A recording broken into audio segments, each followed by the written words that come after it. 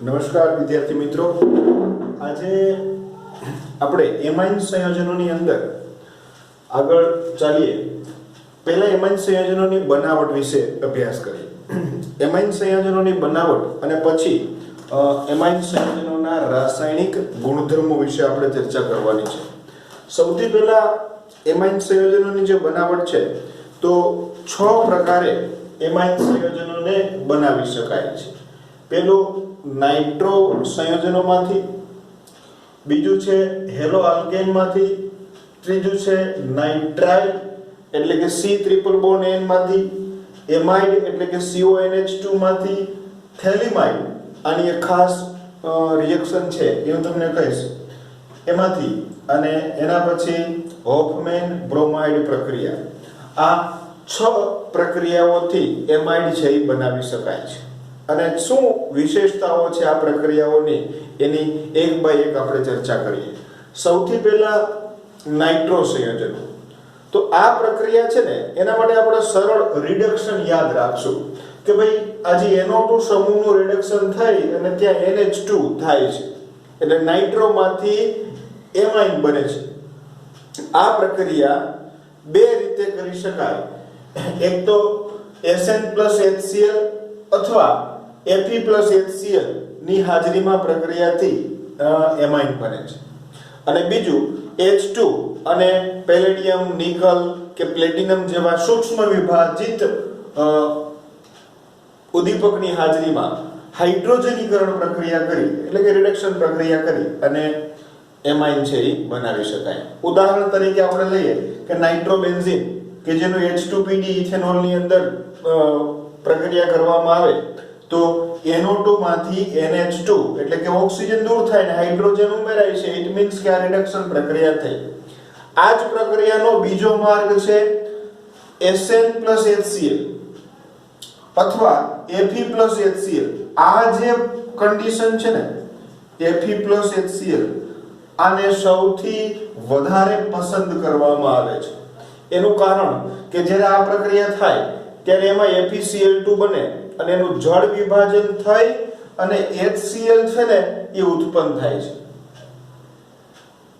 એટલે તમારે પ્રક્રિયાની શરૂઆત કરવા માટે થોડોક HCl નાખવો પડે, પછી એ અંદર જ HCl ઉત્પન્ન થતો જાય એટલે HCl વધારે ઉમેરવો પડતો નથી. ઇટ મીન્સ કે આ પ્રક્રિયાની અંદર ખર્ચો ઓછો થાય. જૂના લોખંડ અથવા તો લોખંડના ભંગારની HCl સાથે પ્રક્રિયા કરી અને એમોનિયા એન્જિન ઉપર NH2 એટલે એનિલિન બનાવવાની જે રીત છે એ ખૂબ જ વધારે પસંદ કરવામાં આવે છે, કારણ કે એમાં ખર્ચ છે એ ઓછો થાય છે. તો પહેલી આપણે રિડક્શન પ્રક્રિયા જોઈ, એના કયા બે રસ્તે થાય છે એની પણ આપણે ચર્ચા કરી. એના પછીની પ્રક્રિયા છે એ એમોનોલિસિસ થી ઓળખાય છે. એટલે નામ જ એવું છે કે એમોનિયાનું જે ઉમેરણ થતું હોય તો એ પ્રક્રિયાને આપણે શું કહીએ? એમોનોલિસિસ પ્રક્રિયા. કે RH ની જ્યારે NH3 સાથે પ્રક્રિયા કરવામાં આવે તો એક હાઇડ્રોજનનું વિસ્થાપન થઈ ત્યાં R જોડાય છે. જો મેં અહીંયા કીધું NH3 ની RH સાથે પ્રક્રિયા કરો તો આ R છે એ N સાથે જોડાય, એક હાઇડ્રોજનનું વિસ્થાપન થઈ હેલોજન અને હાઇડ્રોજન HX હાઇડ્રોજન હેલાઇડ સ્વરૂપે છૂટા પડે છે. આ R નાઇટ્રોજન સાથે જોડાય એટલે RNH2 બને, પ્રાથમિક એમાઇન બન્યું. પણ આ પ્રક્રિયા ક્રમશઃ થાય એટલે કે બીજા હાઇડ્રોજનનું વિસ્થાપન પણ R વડે થાય તો દ્વિતીયક એમાઇન બને. ફરીથી R નું વિસ્થાપન આ હાઇડ્રોજન વડે થાય તો તૃતીયક એમાઇન બને. ફરીથી આ નાઇટ્રોજન ઉપર રહેલા બે અબંધકારક ઇલેક્ટ્રોન યુગ્મ જો પ્રક્રિયામાં ભાગ લે અને ચોથો R જોડાય તો આને ચતુર્થક એમોનિયમ ક્ષાર કહેવાય. ચતુર્થક એમોનિયમ ક્ષાર. આ કન્ટિન્યુઅસ પ્રક્રિયા થયા કરે. પણ જો તમારે એટલે કે આનું મિશ્રણ મળે, પ્રાથમિક, દ્વિતીયક, તૃતીયક અને ચતુર્થક એમાઇનનું મિશ્રણ મળે એમોનોલિસિસ પ્રક્રિયામાં. પણ જો તમે વધુ પ્રમાણમાં NH3 ઉમેરો, વધુ પ્રમાણમાં NH3 એમોનિયા નાખો તો પ્રાથમિક એમાઇન છે એ વધારે મળે છે. પ્રક્રિયા ઝડપથી આ થશે અને પ્રાથમિક એમાઇન તમને મળશે. જો તમારે મુક્ત સ્વરૂપમાં એમાઇન મેળવવો હોય તો આ જે પ્રબળ બેઝ જેવા કે NaOH KOH એની સાથે પ્રક્રિયા કરવામાં આવે તો તમને મુક્ત એમાઇન છે એ મેળવી શકાય. તો આ આપણે એમોનોલિસિસ પ્રક્રિયાની વાત કરી કે હેલો આલ્કેન એટલે કે RX ઉદાહરણ તરીકે CH3Cl ની તમે NH3 સાથે પ્રક્રિયા કરો તો RNH2 અને HCl છે એ છૂટું પડે. ઓકે, બે પ્રક્રિયાઓ થઈ રિડક્શન એમોનોલિસિસ. ત્રીજી પ્રક્રિયા છે એ નાઇટ્રાઇલ સંયોજનમાંથી એમાઇન. આની વિશેષતા એ છે કે એક વધુ કાર્બન ધરાવતો તમને એમાઇન મળે છે. કારણ સ્વાભાવિક છે કે નાઇટ્રાઇલ નો જે કાર્બન છે એ જોડાશે એટલે કે R 2 કાર્બન નો હશે તો એમાઇન 3 કાર્બન નો મળશે. આ R 3 કાર્બન નો હશે તો એમાઇન 4 કાર્બન નો મળશે. એટલે કે એક વધુ કાર્બન નો એમાઇન મેળવવો હોય ત્યારે તમારે આ પ્રક્રિયા કરવી પડે પરિવર્તનમાં, પણ આ વાત યાદ રાખવાની. Okay, nitrile RC triple bond N H2 nickel ઉદ્દીપકની હાજરીમાં અથવા તો સોડિયમ સરસ ઇથેનોલની હાજરીમાં પ્રક્રિયા કરે એટલે અહીંયા પાઈ બંધ તૂટે અને ત્યાં હાઇડ્રોજન ઉમેરાય છે. અહીંયા પણ હાઇડ્રોજન ઉમેરાશે એટલે કે CH2 થશે અને અહીંયા હાઇડ્રોજન ઉમેરાશે એટલે NH2 થશે એટલે એમાઇન બની ગયું. RCH2 NH2 આવું બનશે. RCH2 NH2. જો અહીંયા મેં નથી બતાવ્યું, અહીંયા માત્ર RNH2 બતાવ્યું છે, પણ આ પ્રક્રિયા માટે શું થાય તો કે RCH2 NH2 બને. બરાબર? કારણ કે જેટલો R હશે એના કરતા એક વધારે કાર્બન વાળો આ જે નાઇટ્રાઇલ નો કાર્બન છે એ વધશે, એક વધુ કાર્બન વાળો આપણને એમાઇન મળશે. ઓકે, ત્રણ પ્રક્રિયાઓ થઈ રિડક્શન, એમોનોલિસિસ અને નાઇટ્રાઇલ. નાઇટ્રાઇલ ની ખાસિયત એક વધુ કાર્બન. ચોથી પ્રક્રિયા જોઈએ એમાઇડ વાળી. એમાઇડ સંયોજનોની લિથિયમ એલ્યુમિનિયમ હાઇડ્રાઇડ પ્રબળ રિડક્શન કરતા આ પણ રિડક્શન પ્રક્રિયા છે. પ્રક્રિયા કરવામાં આવે ત્યારે એમાંથી આ જે ઓક્સિજન છે એ દૂર થશે અને ત્યાં હાઇડ્રોજન છે એ જોડાશે એટલે કે RCH2 NH2 એમાંથી પણ આપણને એમાઇન મળે છે. એમાઇડમાંથી એમાઇન RCH2 NH2 કે જેમાંથી આપણને એમાઇન મળે છે. એના પછીની પ્રક્રિયા થેલિમાઇડ. થેલિમાઇડ નું અણુસૂત્ર આવું થાય, આપણે આગળ ભણી ગયા હતા. બેન્ઝીન ના બે બાજુના કાર્બન ઉપર COO NH કે જેને થેલિમાઇડ કહેવાય. થેલિક એસિડ માંથી થેલિમાઇડ જેની આપણે આગળના ચેપ્ટરમાં ભણી ગયા. હવે થેલિમાઇડ છે એની જ્યારે KOH જેવા બેઝ સાથે પ્રક્રિયા કરવામાં આવે ત્યારે આ હાઇડ્રોજનનું વિસ્થાપન આ પોટેશિયમ વડે થાય છે એટલે કે ત્યાં પોટેશિયમ જોડાય. હવે આ જે N- અને K+ એની તમે RX આલ્કાઇલ હેલાઇડ સાથે પ્રક્રિયા કરવામાં આવે એટલે આ જે પોટેશિયમ છે એનું વિસ્થાપન છે એ R વડે થાય અને અહીંયા NR જોડાય. જો આ આટલું એ સેમ ન રહેશે, માત્ર પ્રક્રિયા અહીંયા ટેક પ્લેસ થાય છે. હવે અહીંયા R જોડાઈ ગયા પછી NaOH જેવા જલીય બેઝ સાથે પ્રક્રિયા કરવામાં આવે ત્યારે અહીંયા આ જે બે બંધ છે એ તૂટે છે અને આ નાઇટ્રોજન બંને સાથે બે હાઇડ્રોજન જોડાશે અને આ કાર્બન કે જેની ઉપર પ્લસ ચાર્જ આવે ત્યાં બે ONA જોડાશે. અહીંયા પણ ONA જોડાશે એટલે C double bond O ONA C double bond O ONA અને આમાંથી રહેલા બે હાઇડ્રોજન છે એ નાઇટ્રોજન સાથે જોડાય અને RNH2 આપણને પ્રાથમિક એમાઇન મળે છે. IMP ક્વેશ્ચન છે, એમ પૂછે કે થેલિમાઇડ માંથી પ્રાથમિક એમાઇન બનાવવાની પ્રક્રિયા લખો. પરીક્ષામાં પૂછાયેલો પણ પ્રશ્ન છે. બરાબર? થેલિમાઇડ માંથી પ્રાથમિક એમાઇન. ક્યારેક મોટો પ્રશ્ન પૂછવો હોય તો થેલિક એસિડ માંથી પ્રાથમિક એમાઇન બનાવવું હોય તો આ રસ્તે આપણે ચાલવું પડે. પહેલા થેલિક એસિડ માંથી થેલેમાઇડ બનાવવો પડે અને થેલિમાઇડની KOH, RX અને NaOH ત્રણ સ્ટેપમાં પ્રક્રિયા થાય છે. પહેલા KOH સાથે કરો એટલે હાઇડ્રોજનનું વિસ્થાપન પોટેશિયમ વડે થાય, RX વડે કરો એટલે પોટેશિયમનું વિસ્થાપન R વડે થાય અને NaOH વડે કરો પ્રક્રિયા એટલે RNH2 પ્રાથમિક એમાઇન બને છે. તો આ આપણે પ્રક્રિયા જોઈ ગ્રાબિયલ થેલેમાઇન સંશ્લેષણ. આ પ્રક્રિયાનું નામ છે ગ્રાબિયલ થેલેમાઇન સંશ્લેષણ તરીકે પણ આને ઓળખવામાં આવે છે. IMP પ્રશ્ન છે, 2 માર્ક્સ ની અંદર પણ પૂછી શકે. જી નીટ ની અંદર પ્રક્રિયા પૂર્ણ કરો એ સ્વરૂપમાં પણ આ પ્રશ્ન છે એ પૂછાઈ શકે. ઓકે, એના પછી હોફમેન બ્રોમાઇડ.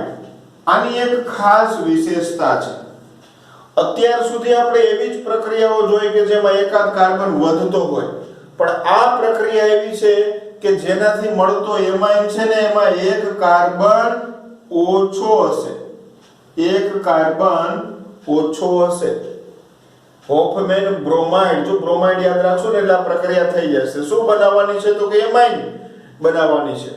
ઓકે, કે જ્યારે તમે એમાઇડની Br2 અને NaOH સાથે Br2 અને 4 NaOH સાથે પ્રક્રિયા કરો ત્યારે આ જે R અને NH2 જે કાર્બન સાથે જોડાયેલા છે ઈ બંધ તૂટે અને આ NH2 આપણા માટે સરળતાથી સમજવા માટે કે આ NH2 છે એ સીધો આની આને જોડાઈ જાય એટલે RNH2 પ્રાથમિક એમાઇન થાય. અહીંથી બ્રેક થઈને અહીં જોડાય, પુનઃ ગોઠવણી થઈ જાય. જ્યારે આ C ડબલ બોન્ડ O સાથે NaOH ના બે ONA જોડાય એટલે કે C double bond O ONA અને ONA એટલે આટલો ભાગ થઈ ગયો Na2CO3. આ છૂટું પડે. અહીંયા 4 NaOH લીધા હતા, 2 ONA વપરાઈ ગયા, 2 Na છે એ બ્રોમિન સાથે જોડાય અને 2 NaBr છૂટું કરે અને બાકીના પાણીનો અણુ છે બનાવે H+ અને OH- એ પાણીનો અણુ છે એ બનાવે છે. ફરીથી એક વખત કહું, આપણે સિમ્પલ વસ્તુ એટલી યાદ રાખશું કે હોફમેન બ્રોમાઇડ ની અંદર એક કાર્બન ઓછો થાય છે. ની કયો ઓછો થાય છે તો કે આ C ડબલ બોન્ડ O વાળો કાર્બન નીકળી જાય છે. આ નાઇટ્રોજન સાથે સીધો R જોડાય છે. હવે આની સાથે ONA જોડાય ને Na2CO3 બને અને બાકીનું NaBr અને પાણી છે એ છૂટું પડે છે. Hofmann bromide. ઓકે, તો આ 6 પ્રક્રિયાઓ થઈ. ફરીથી એક વખત રિપીટ કરી દઉં. પહેલું હતું એ રિડક્શન પ્રક્રિયા હતી. એમાં આપણે સૌથી વધારે પસંદગી Fe + HCl ને આપી કારણ કે લોખંડનો ભંગાર અને એમાં HCl છે એ મળતું હોવાથી વધારે HCl ઉમેરવું પડતું નથી. બીજી એમોનોલિસિસ પ્રક્રિયા જોઈ કે એમાં પ્રાથમિક, દ્વિતીયક, તૃતીયક અને ચતુર્થક એમોનિયમનું મિશ્રણ મળે. પ્રાથમિક વધારે જોતો હોય તો વધુ પ્રમાણમાં એમોનિયા ઉમેરવો પડે. મુક્ત અવસ્થામાં એમાઇન જોતો હોય તો સાંદ્ર બેઝ NaOH સાથે પ્રક્રિયા કરવી પડે. ત્રીજી પ્રક્રિયા નાઇટ્રાઇલ. એક વધુ કાર્બન ધરાવતા એમાઇનની બનાવટ માટે આ નાઇટ્રાઇલ સાથે પ્રક્રિયા કરવાની. એમાઇન રિડક્શન પ્રક્રિયા છે, પ્રબળ રિડક્શન કરતા જેવા કે લિથિયમ એલ્યુમિનિયમ હાઇડ્રેટ સાથે પ્રક્રિયા કરો એટલે તમને એમાઇડ મળે છે. એમાઇડમાં થેલિમાઇડ, ગ્રામ્બિયલ થેલેમાઇડ સંશ્લેષણ. થેલિમાઇડની KOH સાથે, એની RX સાથે અને NaOH સાથે પ્રક્રિયા કરતા પ્રાથમિક એમાઇન મળે છે. અને છેલ્લી હોફમેન બ્રોમાઇડ, એક ઓછો કાર્બન ધરાવતો એમાઇન. કેમાંથી તો કે એમાઇડમાંથી એમાઇન એક ઓછો કાર્બન ધરાવતો એમાઇડ મેળવવો હોય ત્યારે આ પ્રક્રિયા આપણે કરી શકીએ. ઓકે, તો આ એની 6 આપણે બનાવટ ભણી ગયા. હવે એની રાસાયણિક પ્રક્રિયાઓ છે એ ભણવાની છે.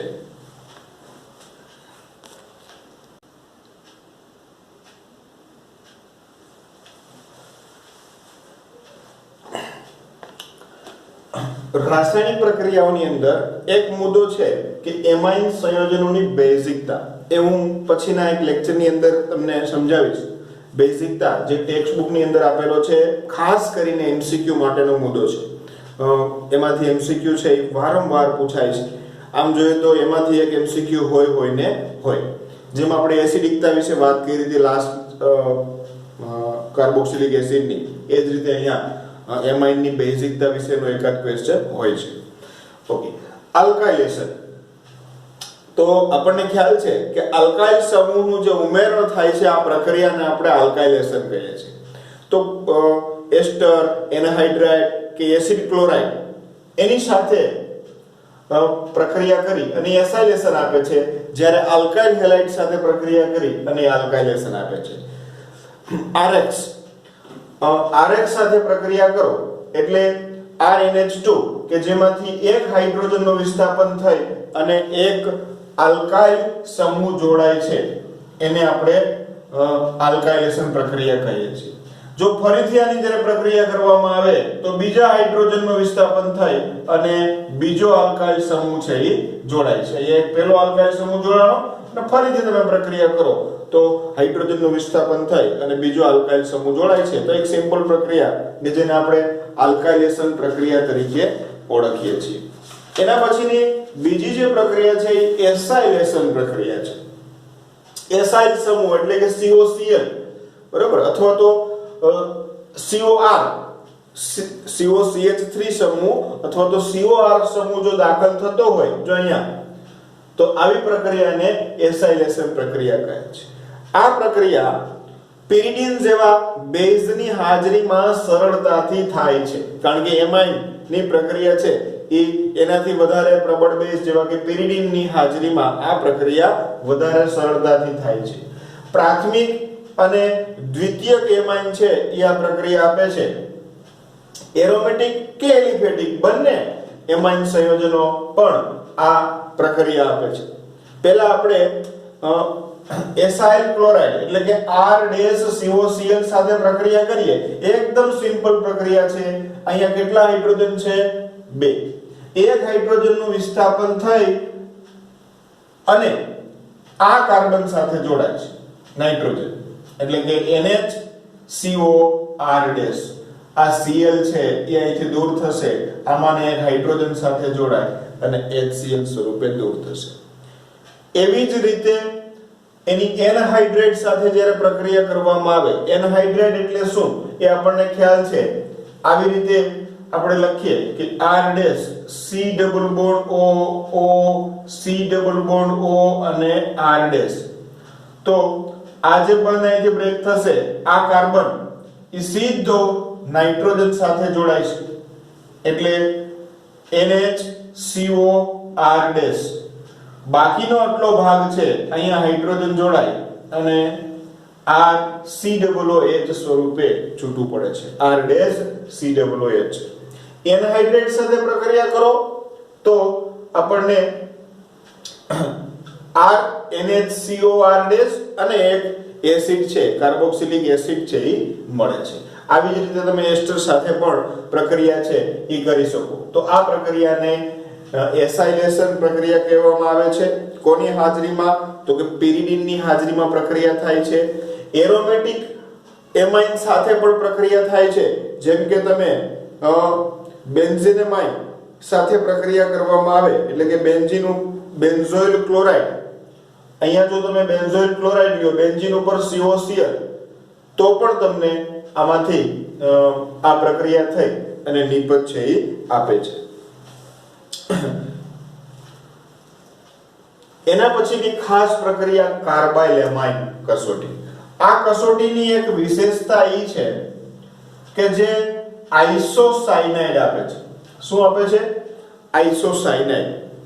જ્યારે પણ આઇસોસાયનાઇડ પરિવર્તનમાં એવું આવે કે આઇસોસાયનાઇડ બનાવવાનો છે ત્યારે તમારે કાર્બાઇલ એમાઇન કસોટીને યાદ કરવાની.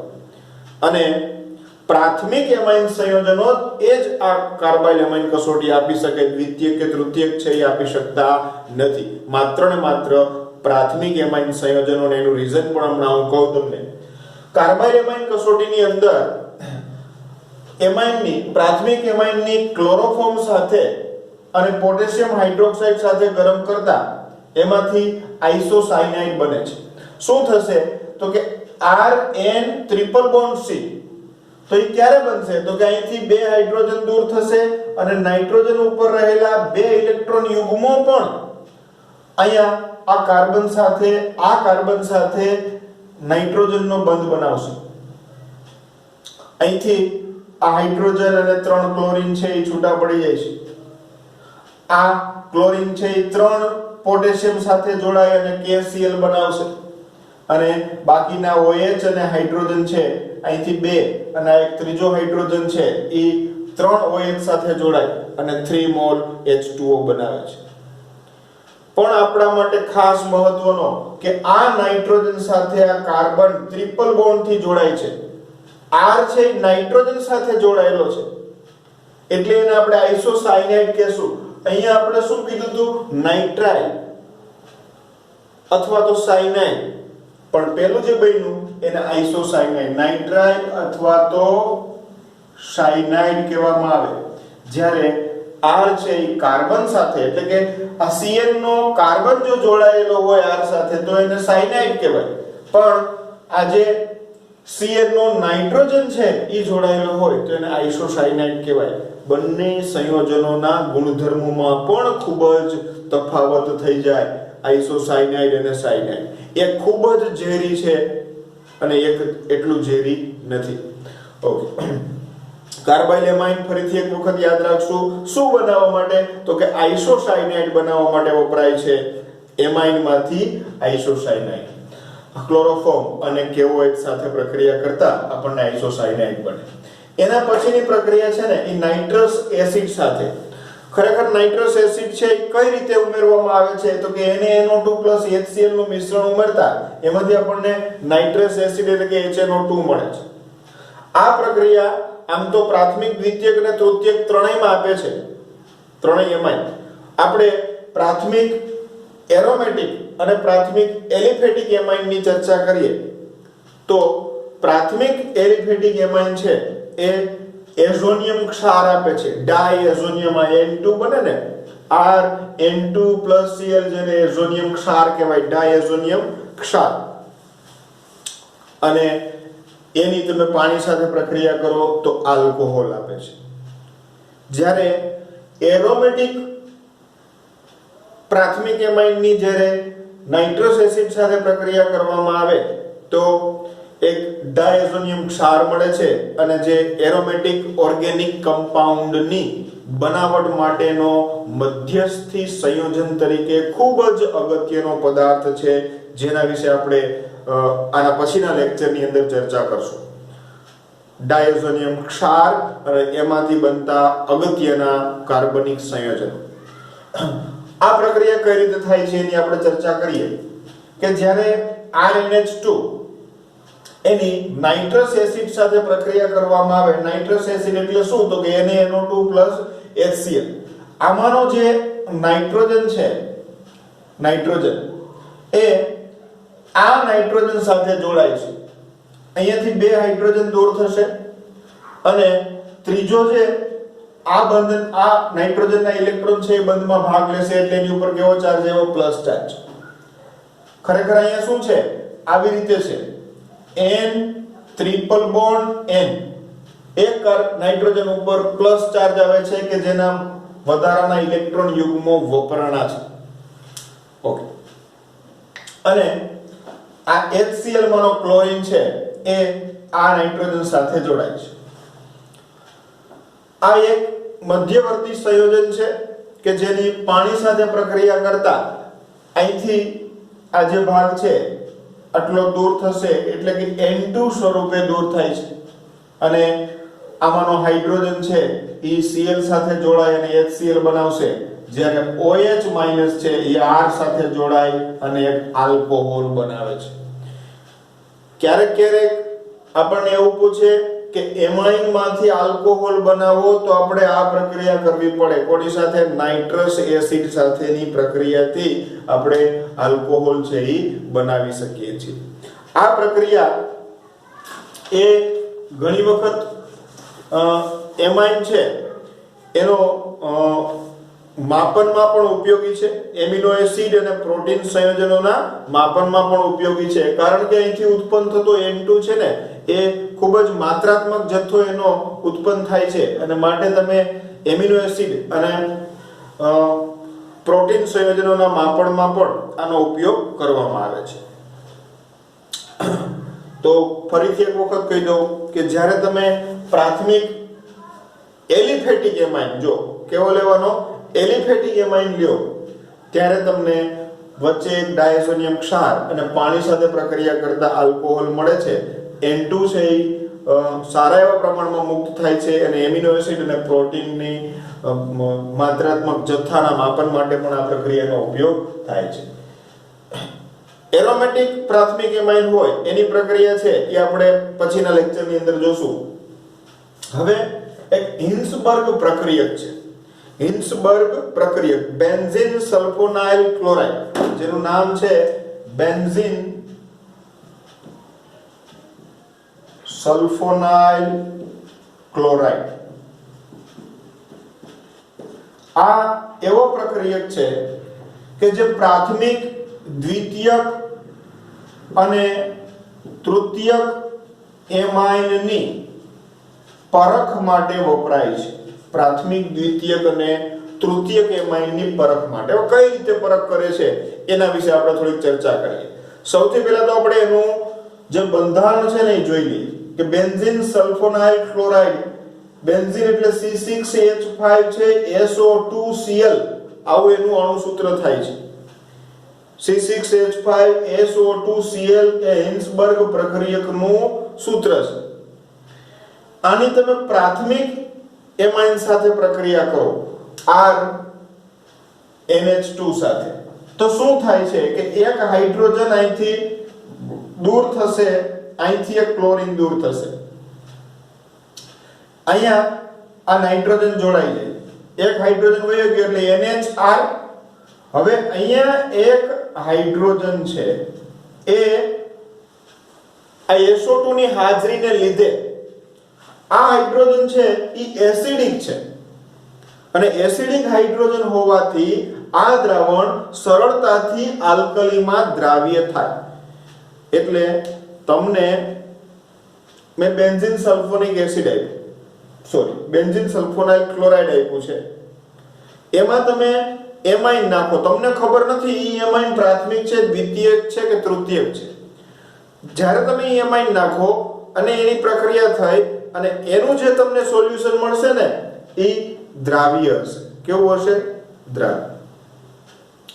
જો તમને આપેલો એમાઇન દ્વિતીયક હોય તો ઈ સોલ્યુશન પ્રક્રિયા થશે પણ ઈ દ્રાવ્ય થશે નહીં. કારણ કે ત્યાં અહીંયા જોડાય છે, દ્વિતીયક હોવાને લીધે એક જ હાઇડ્રોજન છે ઈ દૂર થઈ અને ત્યાં તો ઈ સલ્ફર સાથે જોડાય છે. હવે આની પાસે એકેય હાઇડ્રોજન નથી, એનો મતલબ કે આ એસિડિક નથી અને માટે એ આલ્કલીની અંદર દ્રાવ્ય થશે નહીં, અદ્રાવ્ય રહેશે. એટલે તમે કહી શકો કે અદ્રાવ્ય રહ્યો હોવાથી તમને આપેલો એમાઇન છે એ કેવો હશે? દ્વિતીયક એમાઇન હશે. અને જો એમની વચ્ચે પ્રક્રિયા જ ન કરે તો એ કેવો એમાઇન હશે? તૃતીયક એમાઇન. પ્રક્રિયા નહીં થાય એનું રીઝન કે જો તૃતીયક હશે ને તો આની પાસે તો એકે હાઇડ્રોજન જ નથી વધારાનો કે જે આ ક્લોરીનનું વિસ્થાપન કરીને ત્યાં જોડાઈ શકે. એટલે બેન્ઝીન સલ્ફોનાઇલ ક્લોરાઇડ છે એ તૃતીયક એમાઇન સાથે પ્રક્રિયા કરતો જ નથી. પ્રાથમિક કરે છે અને દ્રાવ્ય થાય છે, દ્વિતીયક પ્રક્રિયા કરે છે અને અદ્રાવ્ય રહે છે, જ્યારે તૃતીયક પ્રક્રિયા કરતો નથી. એટલા માટે આ પ્રક્રિયકને એમાઇનની પરખ માટે વાપરવામાં આવે છે.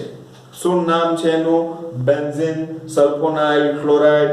પરીક્ષાની અંદર આઈએમપી મુદ્દો છે, વારંવાર એમસીક્યુ અથવા તો પ્રશ્નો સ્વરૂપે આ વાત છે એ પૂછાય છે.